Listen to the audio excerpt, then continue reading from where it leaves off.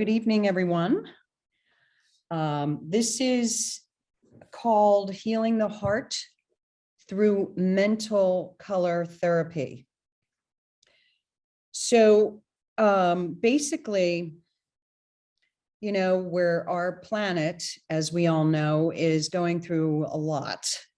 And sometimes it's quite heartbreaking. And so how do we live with that? How do we shift that? The way to shift the broken heart of the planet is to shift ourselves.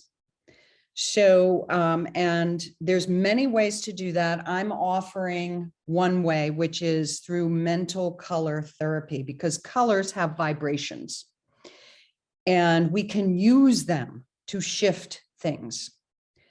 So, and this is by no means a deep dive. Usually, this is an introductory invitation to opening the heart and using the color therapy. Normally, I would take a whole weekend and do a workshop on this and go deeply into the chakras and what they are and how they correspond to the endocrine glands and the organs, and then go into depth into the colors and their vibrations and bridging the two, and then bringing healing to the self, to the body, to the organs, and then turning it outward and bringing it into humanity and the planet. However, we only have an hour. So this is an introduction. There will be a workshop given on this, hopefully very soon or within the year at United Palace, which would be wonderful, and you're all welcome. So I would like to bring up a PowerPoint slide to give you some visuals. So here we are. Healing the heart with mental color therapy. So first things first, there's some keynotes of a healer. And we're all healers, by the way. It's not a calling, and you can make it as grandiose as you want or as personal as you want, but we're all healers. To be human is to be a healer. Sometimes we forget that. And it's really about, clearing the dross or the window to the soul, basically, you know, and just like cleaning it out so that the light can shine through and remind us who we are. So who we are is somebody who recognizes life as a flowing process. So when we look at this world, or you look at your body and you're not happy with what's going on with it, or you look at humanity, it's going to change because life is flowing. It always flows from one thing to another. So it's to recognize life as a flowing process. And it's also to radiate one's own energy out, to believe in oneself and then to radiate out. And when we radiate out, we are able to, through our beingness, through the purity of our beingness, shift that which we see outside of us. Another keynote of a healer is to seek or a desire to serve, just to serve. And again, it doesn't have to be grandiose. It could be your block, your neighborhood. It could be helping with feral cats in your neighborhood. It could be anything, saving the dragonflies, or it could be huge, you know, whatever it is that, that you want to serve. And if you don't know what to serve or how to serve, Andrew Harvey said something once. He said, just look at what breaks your heart. And that's where you'll find your place to serve. Where is it that you're called to serve? I mean, there might be myriad places, but just pick one. That's all you have to do, is just one place.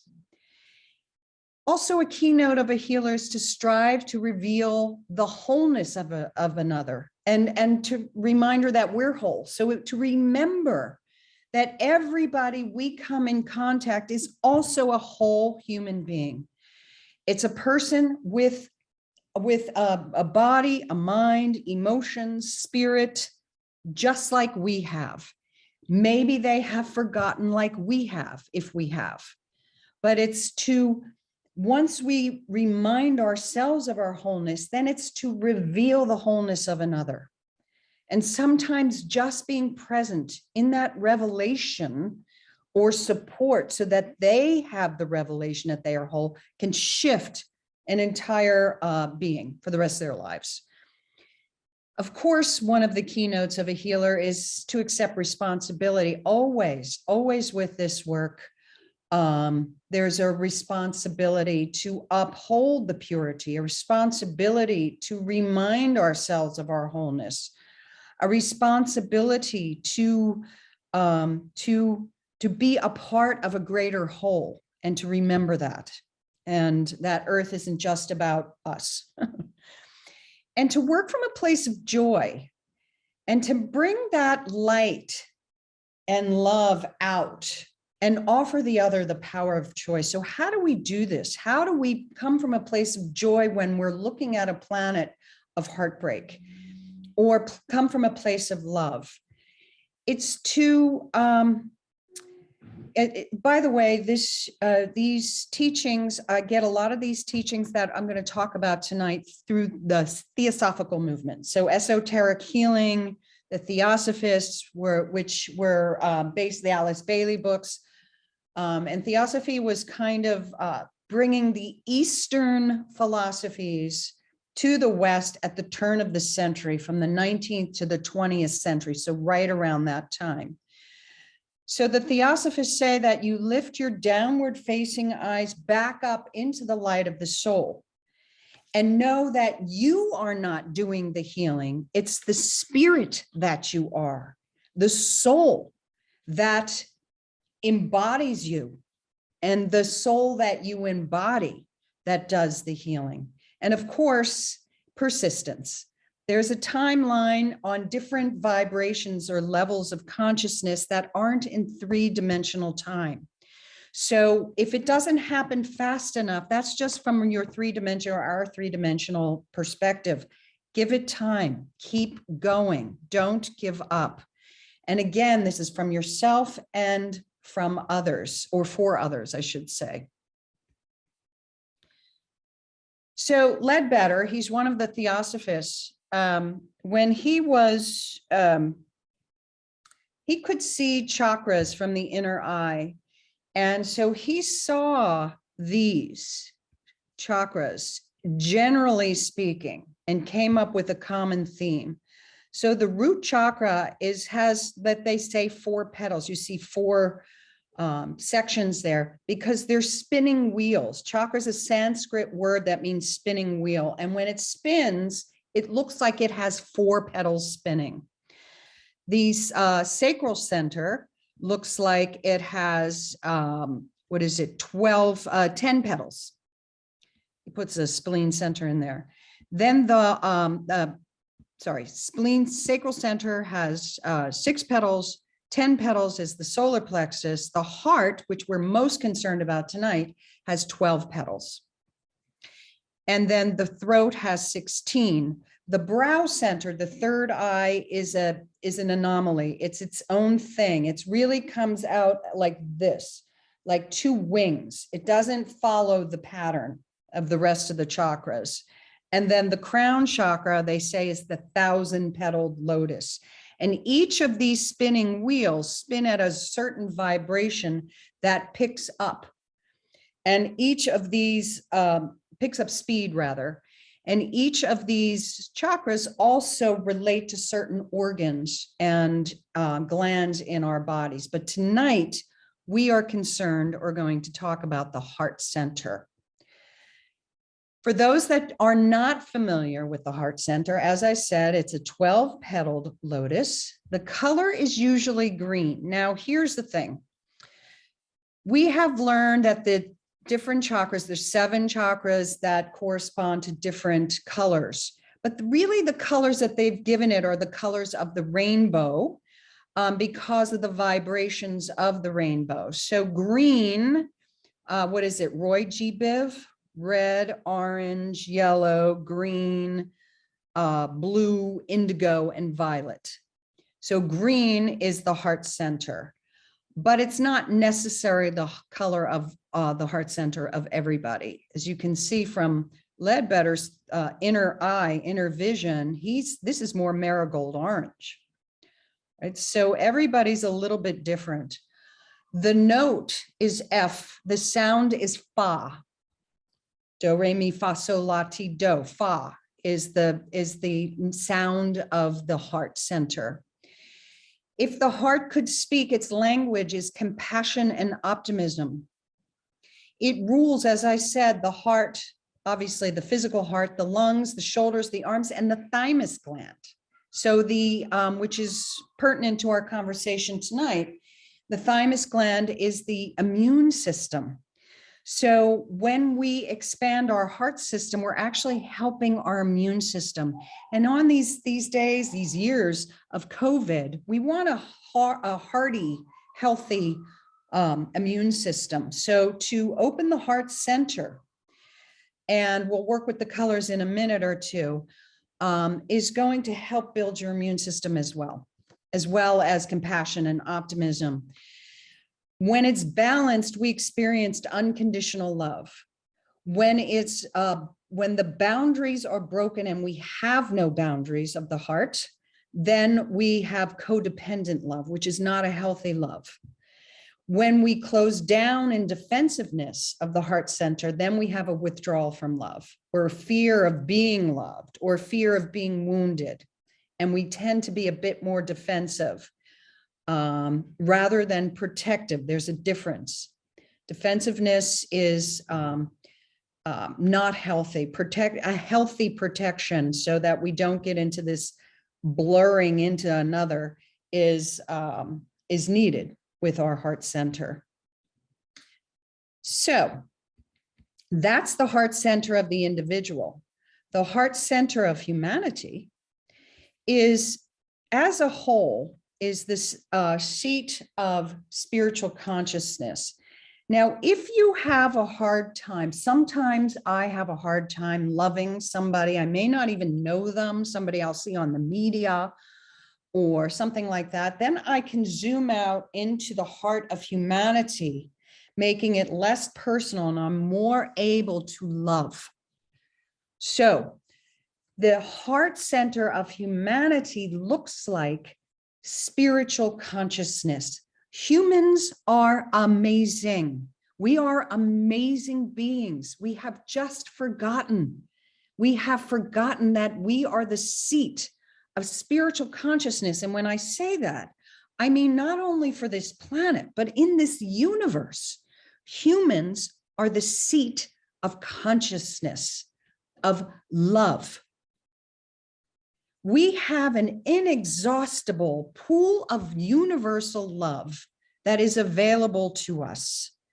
We only need to tap into it to become a conduit for it. We are hardwired, we're built to be conduits of love. And there is a pool of love that is everywhere. And when we become or tap into that flow and become a channel for that unconditional love or love, then we are able to affect others. And then we are able, as humans, personally, one-to-one, no matter how damaged that other individual may be, we will be able to see that quality, that value that they have, because we all have value, all of us. And when we forget it, or we talk ourselves out of the loving, amazing, inexhaustible pool of love that we are, sometimes the way back to that is to just tap into one thing of value about ourselves for that day, just one thing. And then we're able to see that quality, of that one thing, that one value somebody else may have.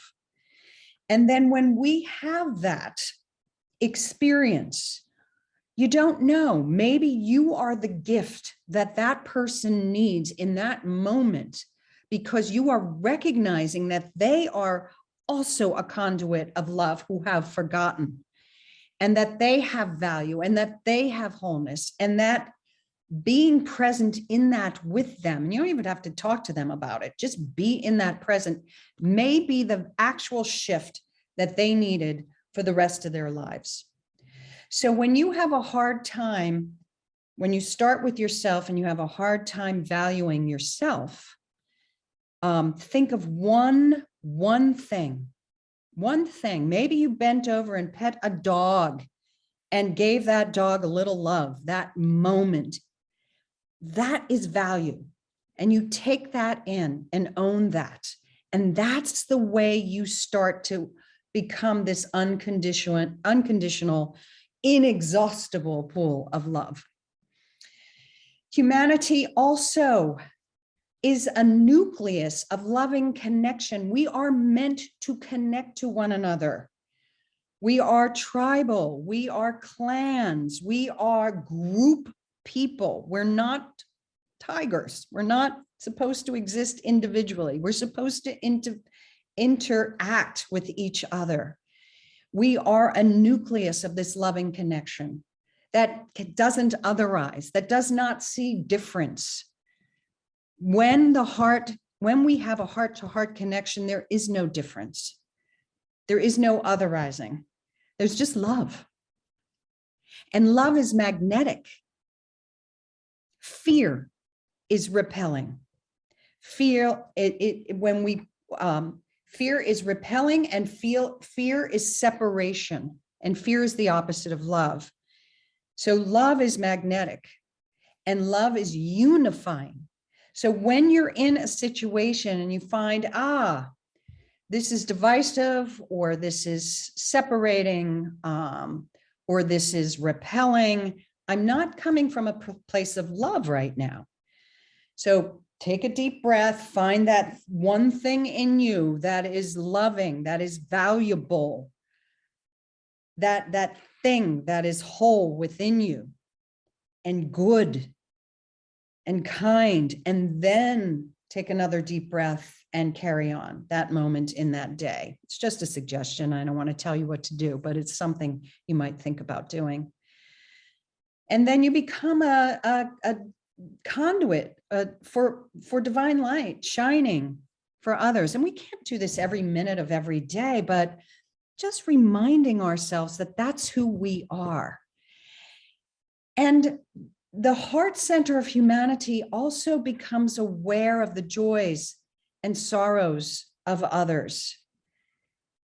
It's not about what's in it for us. We start to say, what can I do for others? Then we start to share our acts of goodwill. And the heart center of humanity looks like equal expression within the group. There's no hierarchy. There's no ladder of who's better, who's worse, not good enough. Everything is equal. Maybe not at each and every moment, but if you zoom out, we are all sparks of light within a greater light. And the reason I'm bringing this up, because the way we shift the earth, the way we shift the energy of the planet right now that we're experiencing, sometimes this craziness, this sometimes divisiveness and even hate sometimes, or fear mongering, the way to shift that is to remember these things about ourselves. It starts with us, and then it pools out to like a pebble in a pond and touches just our immediate circle, and then on and on and on, and it's paid forward. And then the planet shifts because humanity shifts. It's up to us. It's very cliche, but I'm going to say this. We are the ones we are waiting for. Nobody's going to come and change this for us. As we, hibernate or grumble or whatever, it is us that shifts it. And this is the start of how we can do this. So what does a broken heart look like? What does humanity's broken heart look like? Well, physically, there might be heart complaints, heart disease, en masse, I'm talking now. There's acidity, either in one's own body, like reflux, heartburn, but heartburn en masse looks like acidity of the tongue, how we talk to each other, acidity in relationships. How are we speaking? How are we communicating? Are we acidic when we speak, either about somebody or to somebody? That's a broken heart chakra. Fretting, humanity, as we're getting more and more fretful, say if that's a word, or lack of compassion, or not seeing somebody as the wholeness that we talked about, not compromising. We're seeing an increase in nervous disorders, more attention deficit disorders, not being able to focus because the brain is part of the nervous system, right? And a broken heart is, you've got this heart brain or heart mind connection. When that's severed, you get a lot of this mental chatter going on, this mental freneticism. Am I saying that right? Freneticism. Obsession is a broken heart. Disconnect. Desire rules. What I mean by that is desire is the lower vibration of love. So what is your motivating factor? Is it desire? Do you desire for things? Desire means to grab and bring, or to need, or to want. The higher vibration of desire is love, and that's to give and to share. So check in with yourself. We all have desire. I have desire. Is it running you though? Is it your motivating factor? And lack of curiosity as well. So that also keeps us from opening our hearts when we're not curious about somebody else, when we're not curious about life. What is preventing us from being curious? So that's the heart of humanity. So you can see how we kind of have a broken heart, don't we? We humans en masse as a whole. And we can change that by those things we talked about, or I talked about. This is just a fun thing I wanted to put in. So the heart chakra, well, this is from Ledbetter, by the way. He's got a book called Chakras, Ledbetter, Leadbeater, part of the Theosophical Society, the Theosophical movement. The root center of the planet is Mount Shasta. Sacral center is Lake Titicaca. Earth element is the root center. Water element is the sacral center. Fire element is the solar plexus, and that's Uluru, Australia. The heart center on the planet, who knew, is Glastonbury, and it's an air quality. Within Glastonbury, England, there's this hill called Tor. On the bottom of the hill runs a spring of red water. It's iron oxide, which is what makes it red. But throughout history, that red water was thought to be healing water. The Romans were thought to go and drink from it, and out of it came healing and compassion, healing for their own bodies, compassion. The red water represented the divine feminine and her flow, and therefore forgiveness and giving, like the heart center. Excalibur is thought to have been buried there. There's a bunch of ley lines, which are these, the Earth's nadis, the Earth's nervous, is the etheric counterpart to the Earth's nervous system. and they overlap right at Glastonbury. So it's a very powerful, powerful area that offers loving compassion. So that's why it's considered the heart center of the earth. Throat center is Great Pyramid at Giza. Third eye, once again, is an anomaly. It's not a fixed area. It moves from, and it's right now apparently moving from the east to the west, and it's in Western Europe right now. And its energy is light. And then the crown center is in Tibet, and its energy is to redeem into the soul, into the light of the soul. But the heart center, once again, is really what we're looking at.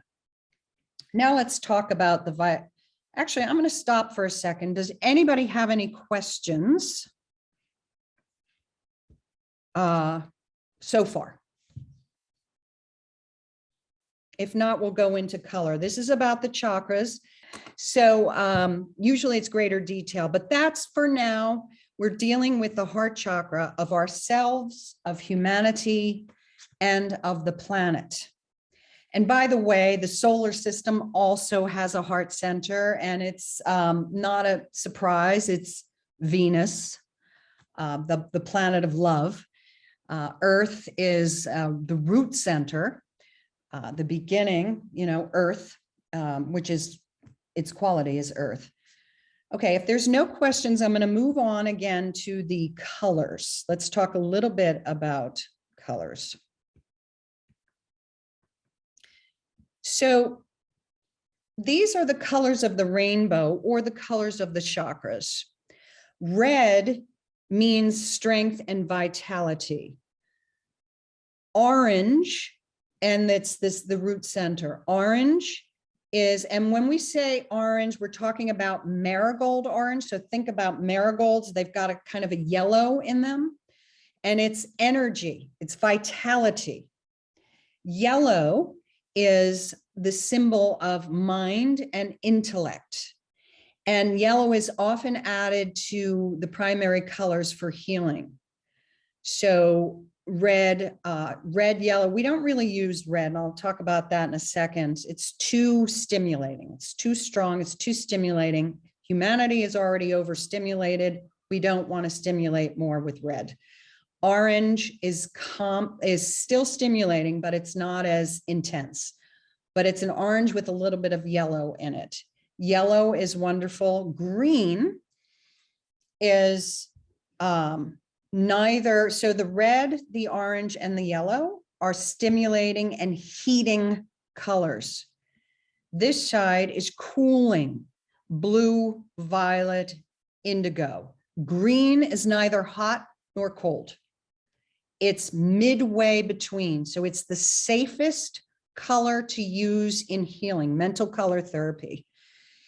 And the green we're talking about here is spring green. So think about the buds that are just now coming out on the East Coast with that yellow, the yellow green. So it's not a deep dark green that you see in the summer in the forest. It's a spring green. And that is the color of harmony, balance, sympathy. It's a color that I use most when I'm working with mental color therapy. So you've got your heating colors over here, you've got your cooling colors, and green is halfway in between. And I'll talk about what that means in a second. Next slide. Blue is cooling. Blue is like a sapphire blue. This, if you can see the color of that, is, I don't know if you can see that, that's a sapphire blue. So it's kind of a bright, bright blue.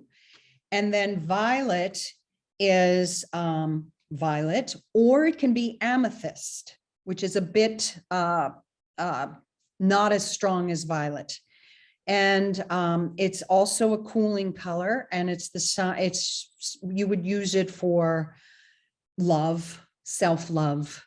It's related to the crown chakra, so connection to God. Blue is related to the throat center. So it is about creativity and expression. But how do we use these colors? in accordance with the chakras, particularly the heart chakra. So instead of red, we use rose pink. Now, I picked this background color, rose pink, for that reason. It's a tremendous force for good in healing, rose pink. And I also wore pink today on purpose too, because it is the color of love. It's the color of the heart center, and it's the color of loving and lovingness. It's a calming, it's stimulating in that it's gently stimulating, like you're just kind of waking up in the morning. It's not stimulating like drinking a cup of coffee. It's about being awake. Orange is stimulating and heating. So I might not, the weekend workshop that I may be doing will go into all this, but for this purpose, don't use orange. Gold is also heating, warming. So you use it for vitality, and yellow also. So what does this mean? It means that if something is cold in its nature, you would use these colors. If something is sluggish in its nature, you would use these colors. And conversely, if something is too hyper, kind of like humanity is right now, you would use these colors on this side: green, blue, and violet. So green, as I said, is neither hot nor cold. It's cleansing. It's about nutrition. It's nourishing. It gives stability, groundedness, quietude, endurance. And it's the safest of colors to use. We don't want to accidentally stimulate somebody who's got panic attacks with orange light, right? We want to keep it safe. So if you don't know, you could either use green, rose pink, or white, because white is all the colors, and the body will sort itself out, auto-regulate itself. Blue is very grounding, very cooling, calming. So I might use blue when I'm working with the heart center of humanity, or violet, which is bringing in spirit, that conduit that we are, bringing in universal consciousness as we spread it to the planet. So now what I'd like to do is stop the share, open it up if anybody has any questions, and then guide us through a little meditation that will bring us into our personal chakra, humanities, and the planets, and bring the color to it so that you're able to experience how that works and what you can do for yourself. And if anybody wants this PowerPoint with these reminders, David can put it up on the chat, and you can download it from there. So, y'all ready for, okay, anybody have any questions so far? We're going to have a little bit of time at the end to share as well. Okay, so let's get ready for a little guided meditation. So you might get comfortable. I'd prefer that you don't lean your back against something. Keep your spine open, not squished against anything, so that you have vitality that can go up and down the spine. And if you will, close your eyes and take a deep, deep breath. And just tune into your body. There's nothing for you to do. You're just becoming aware of your body inside. And take another deep, deep breath.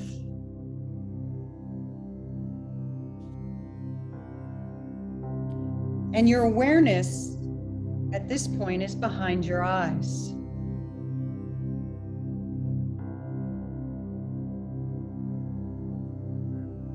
And just take another deep breath.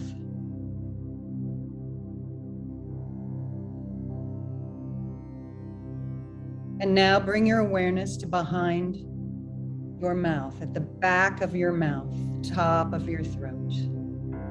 So when I say your awareness, you're looking out from the back of your throat.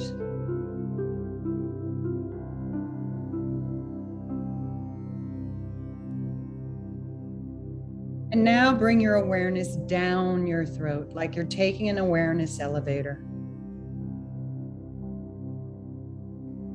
And now you're inside your chest, behind your sternum. There's room here. It's almost like you are in a room. And then you realize you're inside your heart center. It's not the heart organ. It's the entire space in your chest, front and back. And just listen to what's going on in this center, whatever that means to you. Look around and just listen.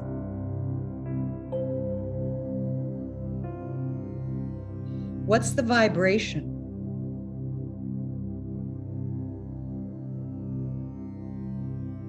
Does it feel constricted? Does it feel fluttery? Does it feel open and spacious?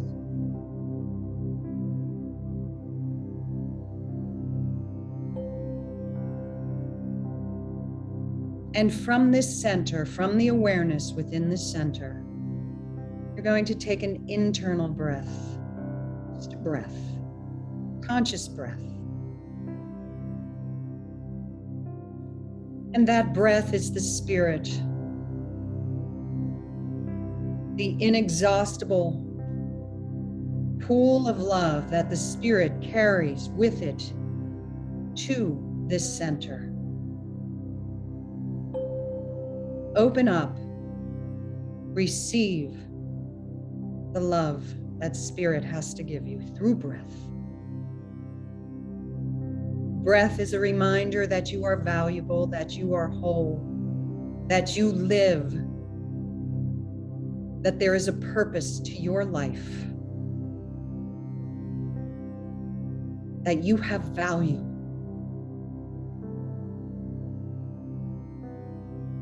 And take another breath and let go. Surrender. Surrender to the soul, to your higher self,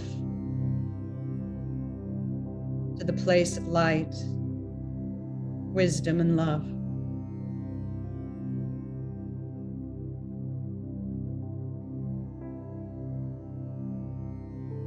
And now, if you can imagine sapphire blue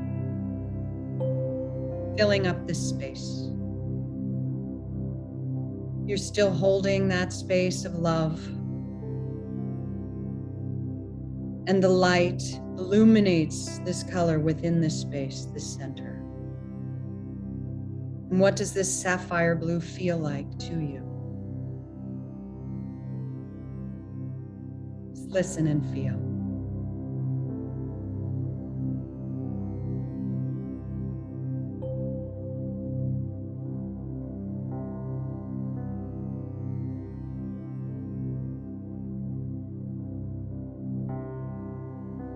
Feel the calmness that is coming over you from this sapphire blue. Hold it, hold it, hold the image. Hold the feeling.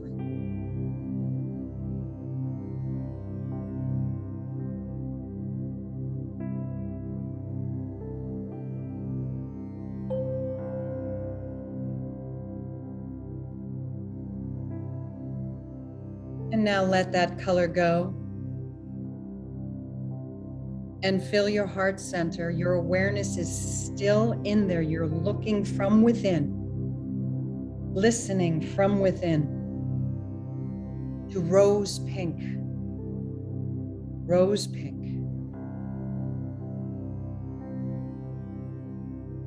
Feel that vibration of love.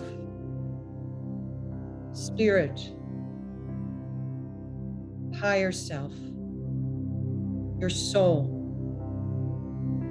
is speaking to you through the language of color and vibration, and that is love. Rose pink. Love. Healing. Loving. Healing the heart.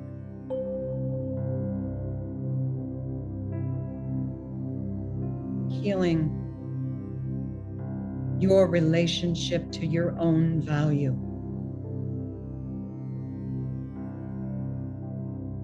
Letting you know that you matter, that you are kind.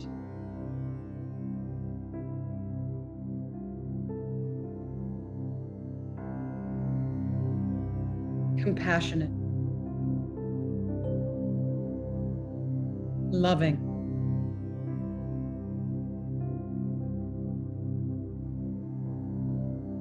Allow that inexhaustible pool of love to fill your heart center.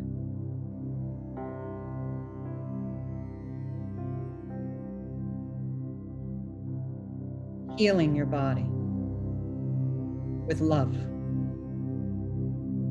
Healing your immune system with love.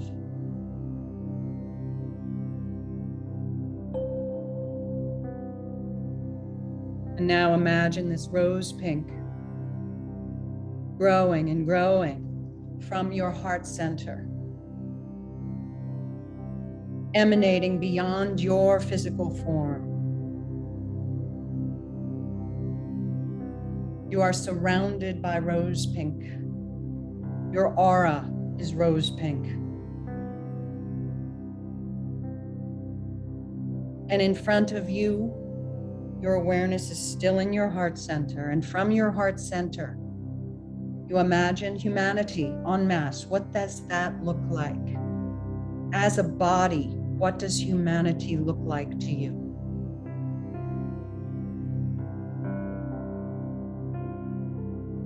And you feel this rose pink coming from your heart into the heart of humanity. You feel the sorrow, you feel the sadness.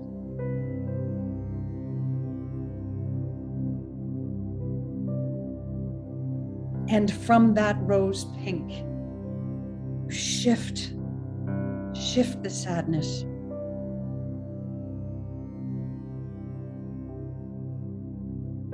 And you feel it healing the heart of humanity. The bitterness, the anger, the separation doesn't exist. It melts away because love melts it away.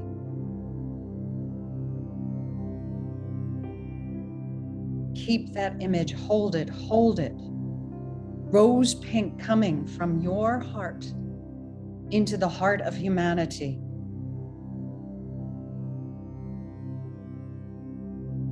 And you can do this because you are a conduit for the inexhaustible pool of universal love that constantly feeds you through your spirit, through your soul. Pouring out this love, touching the heart of humanity. Every single being that walks this earth is touched by your love.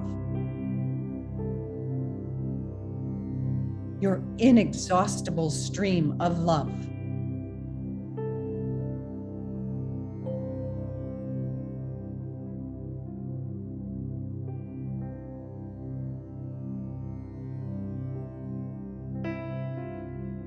And as we become one with humanity, unified with humanity, we are one. We become one with the heart center of humanity. And from our heart center, called humanity, this rose pink grows even more and touches the heart of the earth and stimulates that loving, compassionate, divine, feminine, forgiving, loving center on the earth.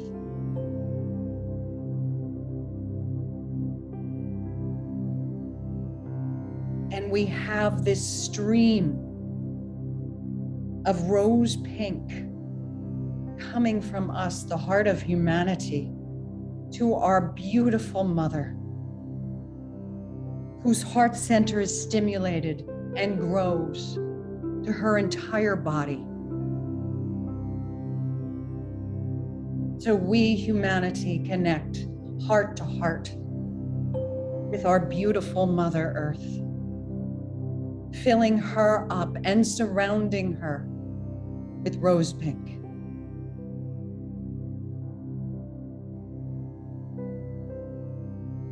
Our heart centers meld together. We become one. Whatever that looks like to you, just feel it. We are one. I am one with humanity. We, humanity, are one with our mother, our earth. And we are all bathed in rose pink. And we see that she emanates this rose pink into the solar system. She is surrounded and filled with rose pink.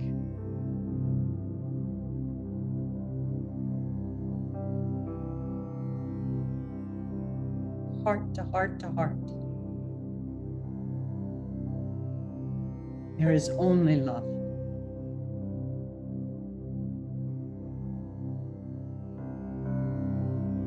There is only love.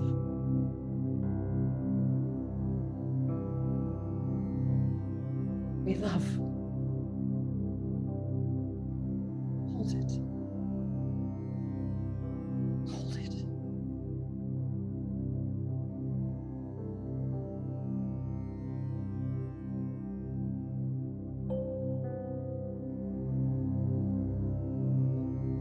And know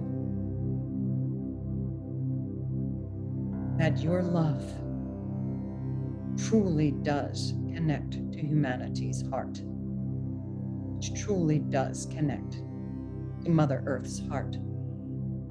It is real. We have shifted the heartbreak of this planet just a little bit right now. And it is done. It is done.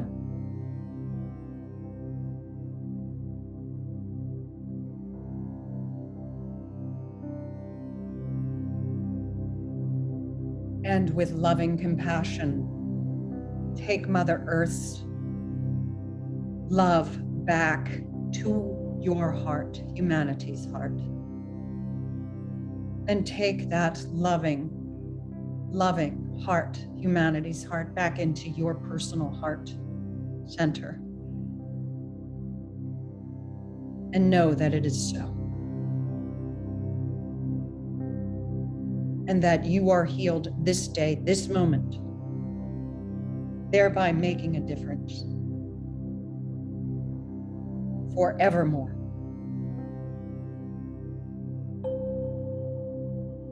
Bring your awareness back into your chest area, the heart center. Just feel it. Be with it.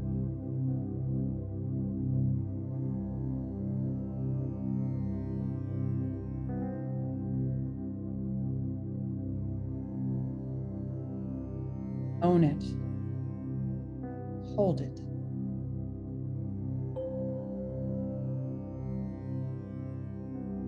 And now bring your awareness back up into your head, behind your eyes, knowing that this rose pink air light energy flows to you and through you at all times, whether you're conscious of it or not. And so it is.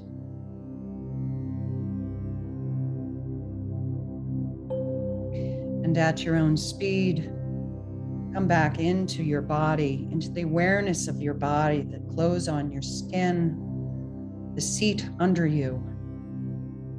And at your own speed, open your eyes.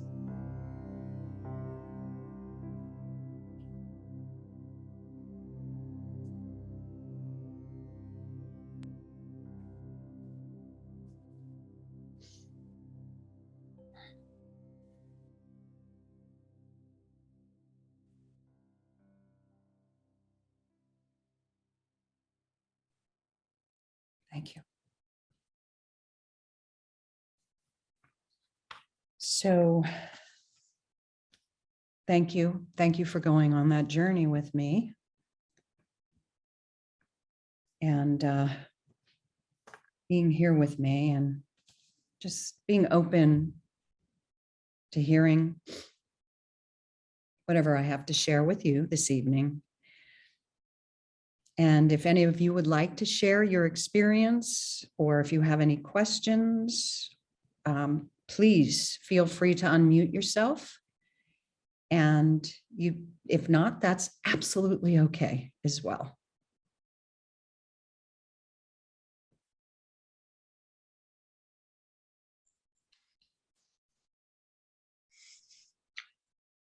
I have a question.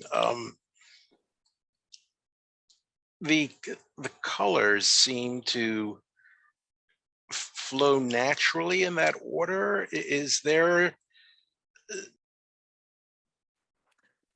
a meaning to that order? Well, what order? What order? From the sapphire blue to the rose pink? No, I not purposely. What I was trying to do was to calm us down. The anxiety that most of us, humanity, feels all up here first, before offering the loving energy. That was but if the colors flowed, then yay. They did. Thank you. Thank you. And by the way, if you really want to get an idea of the saturation or the hue of a color, true sense, go to nature, not swatches of fabric, not paint, not the color of your furniture. Go to the live things. Pick up a feather. Look at the translucence of a feather or a rock, like a cobalt rock, or of course a plant.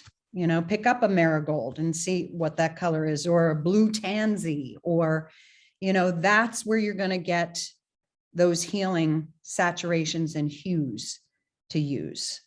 So you take that in, and that's the colors that you use. It'll just be more powerful that way. Yes, Allison. Thank you, Diane. Thank you.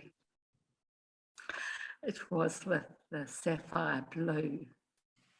I went to the ocean.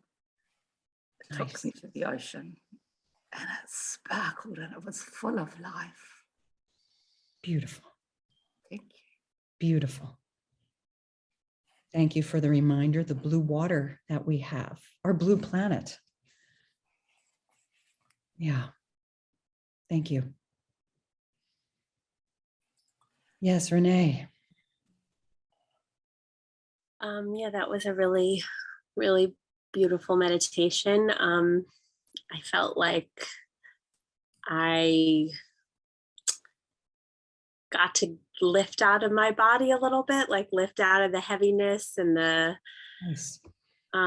Those things. I actually have a question. You know, you showed us the list of things like a broken heart, and And what about like times when you're going through something that's breaking your heart, you're going through grief, you're losing someone, you're caring for someone, like, so it's sort of like, it's unavoidable, the broken heart, like it's going to happen, you're in it.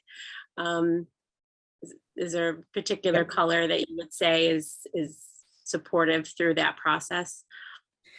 Yes, absolutely. Thank you for that question. So what I would do is I would tune into my body and see where I'm holding that grief somatically. Where am I feeling it inside the body? That's number one.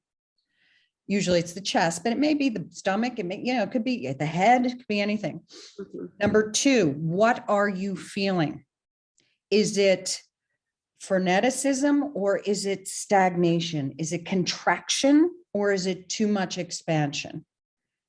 If it's contraction, then you want to go with green, marigold orange, or yellow. I would maybe do yellow or gold before I would do orange, and then apply that. If it's too much of this, then you want to do the blue, the sapphire blue. Now, having said that, grief is any emotion is healthy. It's we're built to have emotions, energy and motion. It's holding on to it that it becomes pathological. So own the grief, then find out where it is, where you're holding it, and then move it or move through it with the color. And then you can still have compassion for that which you're grieving, but you're not holding that pathological part of it that starts to affect us and our health. Does that make sense? Mm-hmm. And that goes for anger, for anxiety, for worry, for fear, sadness, any of that stuff.